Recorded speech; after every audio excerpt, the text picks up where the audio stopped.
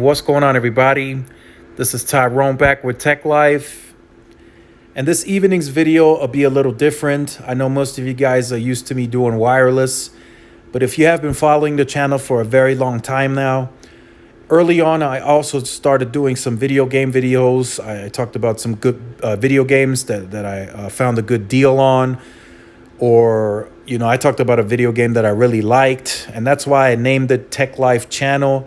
It's just I'm more passionate about wireless. I've been in the wireless industry for 8 years now. And not just doing the research and having all the knowledge, but I actually worked in the wireless industry. So that's more my passion. But the video game side, I'm very passionate about too. I'm not a fanboy. I won't show that. I don't show that on the wireless side. Anybody gives me a good product, I'm going to try it out. If I like it, I'm going to keep it. And if it's not that great, I'm going to tell you about it, and I'm going to have to get something that's better. Now, with the video game side, I know a lot of people have been bashing Xbox for a very long time. Of course, there's a lot of fanboys on both sides for Sony, the PlayStation, and then the Xbox. And then there are some users that use both, which, I agree with. There are some goods to both sides. There's some good games on Xbox and there's some good games on PlayStation. Now, this title of the video will be, Is Xbox Back? And what I mean by that, we are now entering the 9th generation of video game consoles. It's coming up in November. Of course, we don't know the exact launch date, but in November of 2020, we will have 2 new next generation consoles, both from Xbox and Sony. Now, early on in the 8th generation with the Xbox One, I would call it a disaster. And the reason I say that is because I remember back then, I wasn't into the YouTube, I wasn't into the tech too much, but I started seeing people comment in some of the videos. I watched the unveiling, I saw the releases of both consoles. I started the generation with the PlayStation, and a lot of people were commenting early on with the Xbox, is this a VCR? Is this a cable box? Because Xbox presented it as such. It was a video game system, but with the Kinect, it was able to do picture-in-picture. You could watch TV and play a game at the same time, but it kind of got away from the video games. But Xbox, before Phil Spencer fully took over, they wanted it to be your all-in-one system. It wanted to take over your entire entertainment system in the one box. You were going to be able to do your DVDs. You were going to use it as your cable box. So it was everything. But that kind of backfired because it was $100 more at launch because of the Kinect, and it had certain restrictions and stuff early on.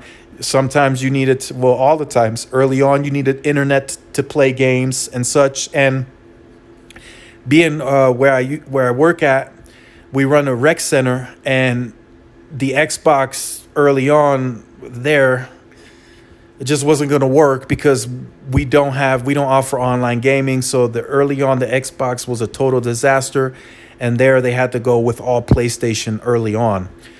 But now, since Phil Spencer took over, he's done a lot good for Xbox in the amount of time that he's had. So he kind of, I think, took over like around mid-generation. Then we've got a 1S, and we got the 1X. So, and then, we're getting the Series X here in November.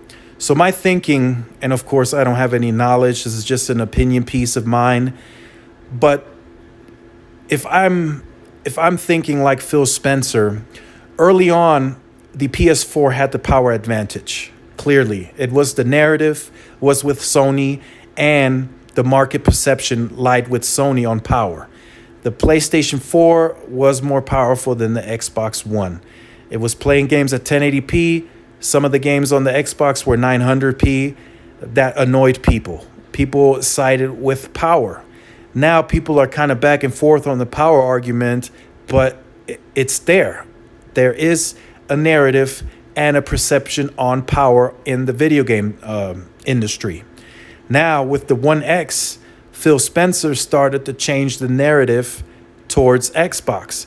The narrative started changing. The marketing for Xbox immediately changed because they were able to do so. The world's most powerful console. So now the narrative has changed.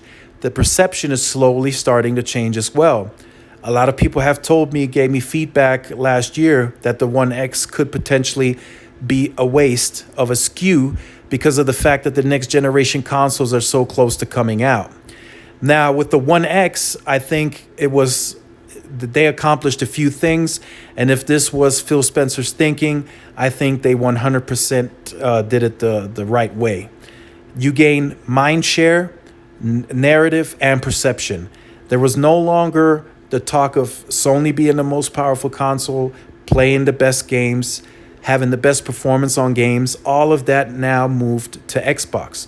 Third-party games looked and played better on the Xbox One X. Bar none. There's just nothing else you can say. The power advantage now is with Xbox because of the One X. Now, we knew that another generation was in the works, just didn't know that it was this close. I mean, literally, we got it sort of unveiling in what was it, the Game Awards of 2019 is when the Series X was showing off. And boom, at that point, people were like, oh, there it goes. The One X is done. Throw it out the window. It's going to drop in price. And then pretty soon, Xbox won't be making them anymore. And it's a complete waste. I myself thought the same. I was like, there was a lot of research and development money, a lot of manufacturing money. And then whatever cost you lost on the actual box itself because you had to sell it for $4.99. I'm sure all the power that went into it was a little bit more expensive. I could be wrong. Correct me in the comment section down below. But that was my thinking. But now I'm like, well, if you got the narrative changed, the perception changed, and you got now people talking that you have the most powerful console, I think you accomplished what you set out to do. And they're doing that again with the Series X. It is going to be the world's most powerful console on paper. Will that necessarily relate to the games as much? Maybe not. PlayStation 5 has a powerful console. It's not as powerful as the Series X, but I think on the third party front, I still think the games are going to play and look better on the Series X. Of course, depending on the developers, because a lot of people are saying they have to develop for the lowest common denominator. But I still think on pixel counts, frame rates, if you push the entire envelope, variable rate shading, ray tracing, I still think the Xbox Series X was specifically developed to push that power. The PS5, don't get me wrong, great architecture, greatly built, but there's still a little bit of power missing, in my opinion. Can there still be a thing or two that Mark Cerny hasn't told us about? Yes. I still think we will get one technical teardown of the PlayStation 5 to where some people are saying, those are rumors, of course, that there may be some RDNA 3 features in the system on the architecture or whatnot. But could that be true? Maybe. Could it not? Maybe also. But I still think no matter what we discover here, I still think the Xbox is going to be able to push the higher graphical fidelity and still have 60 frames per second, in my opinion. What we discovered early on at the PlayStation 5 launch event when they showed off the games is that Digital Foundry went in and said, well, the games looked graphically better, which is usually what developers want. They want to show you the best looking games and that they made a huge improvement. So we saw a true native 4K apparently, but it was at 30 frames per second. So of course those are pre-renderings. It's not really like in-game footage. So it could change perhaps. But if that's the case, then it seems that Sony is choosing to push the graphical envelope over frame rates. And that could be the case because Sony really hasn't set any performance targets. The performance targets of the Series X early on, 4K 60. That is what gamers like. They like the frames per second. In some cases, we'll see 120 frames per second, although we really don't have many TVs out there that are going to be able to take advantage of this. There's going to be some, but it's going to be very expensive. I think some will come out this year that target 4K 120. I think right now what we have in the market space, or that some people have in their living room, is 4K 60, 1080, 120. I think that's the best TVs that are currently out. Like I said, we have some LGs coming, some Samsungs this year that can do it, but it's going to be very expensive. And we're talking everything else included, the G-Sync, the variable rate shading. So with the new generation systems, you're also going to have to generationally upgrade your televisions, which is going to cost anywhere from $1,500 to $3,000. So now we're talking about systems that are potentially going to cost $399 to $499. Now you're talking between $1,500 to $3,000, depending on size of television, as to have the full next generation experience. My television currently is a 4K. It is a Samsung KS8500. So I could natively take advantage of 4K, which I can do now, and 60 frames per second, but I could not take advantage of any of the other features that the consoles will be bringing, such as HDMI 2.1. I don't have any access to that. I don't have access to the the variable rate shading, the higher frame rates, like the 120s. I think the racing games will be able to do 4K 120. I don't have any access to that. And 8K, forget about that. That upscaling to 8K, that's a whole nother story. My TV can't do that, and those TVs are going to be like very, very, very expensive. So this is why I think Xbox is back, and not necessarily that they went anywhere or that they're going bankrupt, but I think Phil knows what he's doing, and his team knows what they're doing. So they got, like I said, they got the narrative changed. The perception is now, even if you get a PS5, in your mind, the mind share, Xbox has the most powerful console. So the game, the third part, there are more third-party games out there than first-party games. Nobody is going to dispute that. That is the case. It's a fact. Those games are likely to play better on the Series X in the 9th generation. Any game that launches, there's always something better that the Xbox can do. Better ray tracing, better shaders. There's something in that game that's going to look better on the Series X. Therefore, it will play and perform better on the Series X. Now, does that mean the PS5 is going to look terrible? No, but it is not going to be on par with the Series X, because there is a performance delta, and Phil Spencer sounds very confident when he says this. He has technical engineers, research and development. I'm sure they've compared their performance, but with the PS5, when their specs were released, they know confidently that their system is the better system out of the two. It could be potentially a PC killer, some people have told me.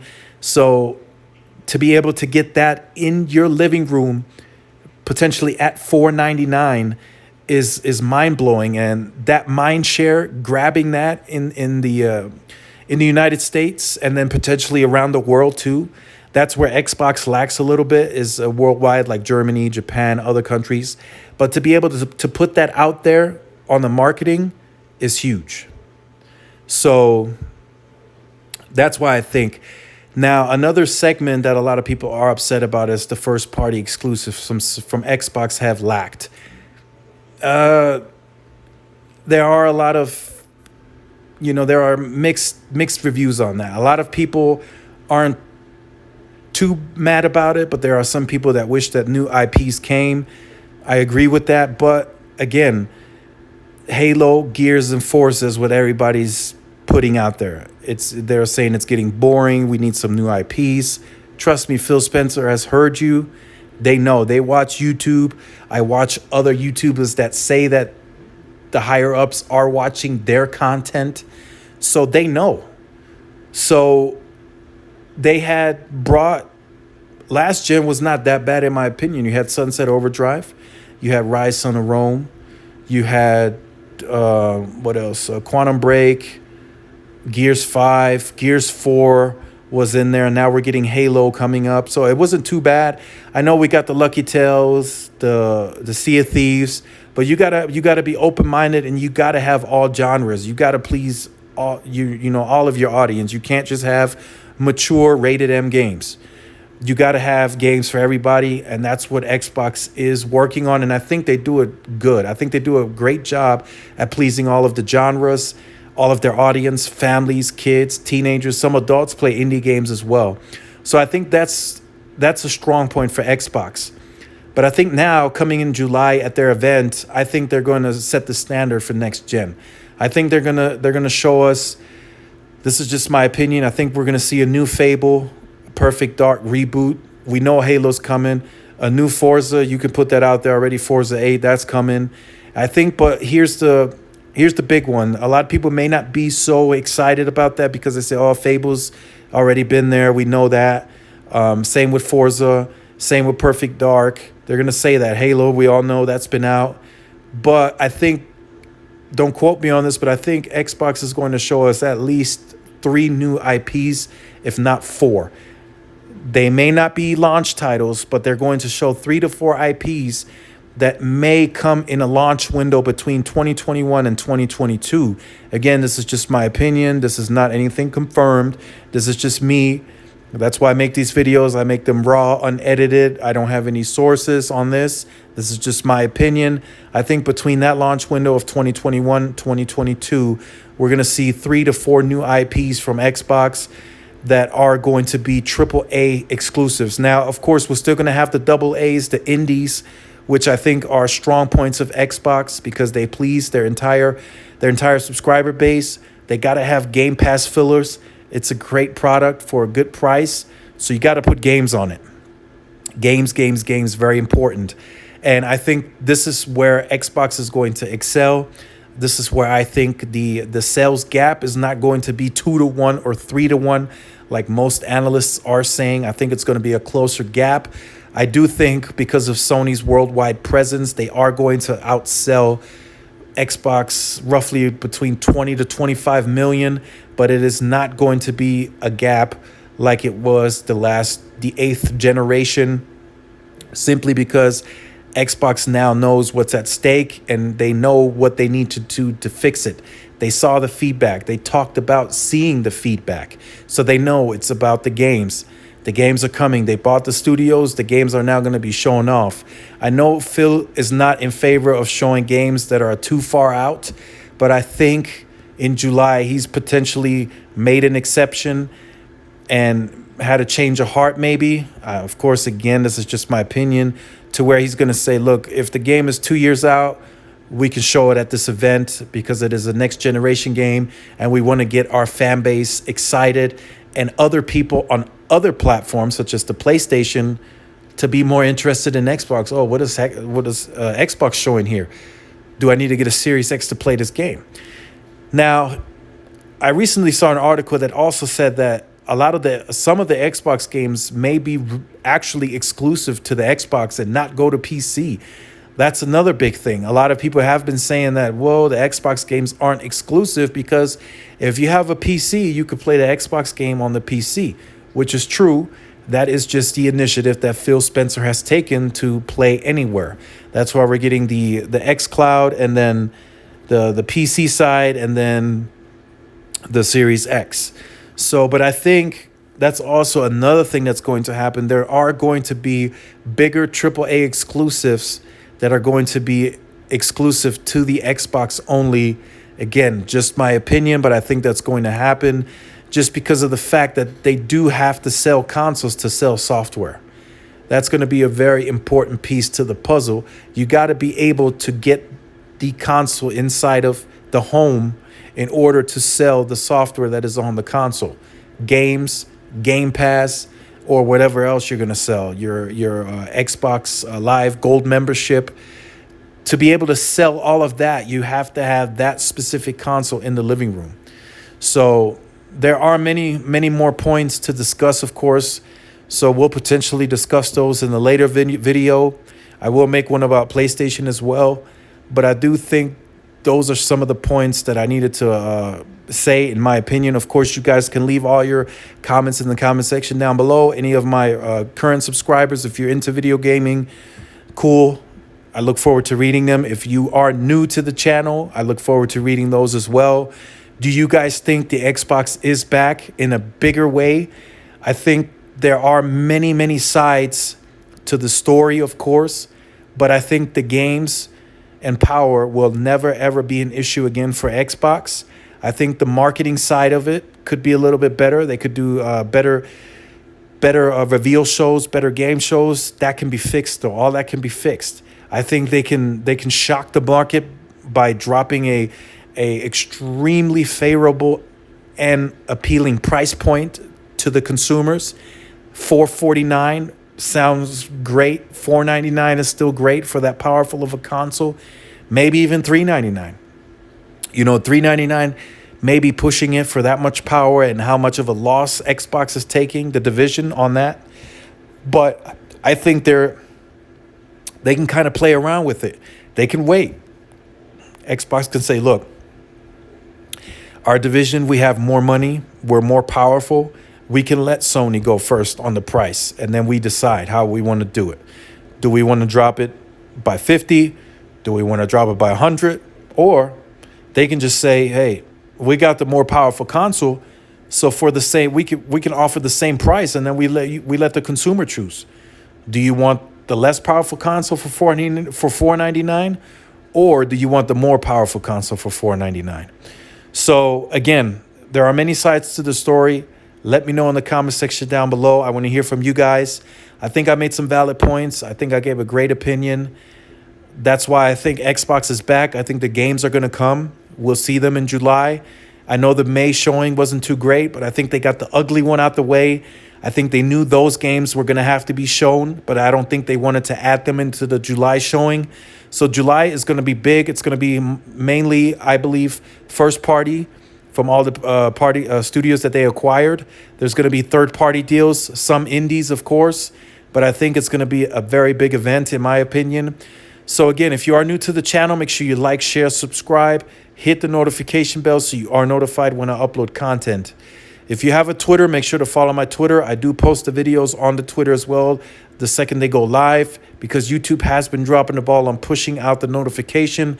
So make sure you push notifications on both platforms to be notified when I upload content. Also, if you're into wireless, I do make a lot of wireless videos, very informative. So definitely make sure you stay tuned to the channel. This is Tyrone with Tech Life, and I will see you guys in the next video. Peace.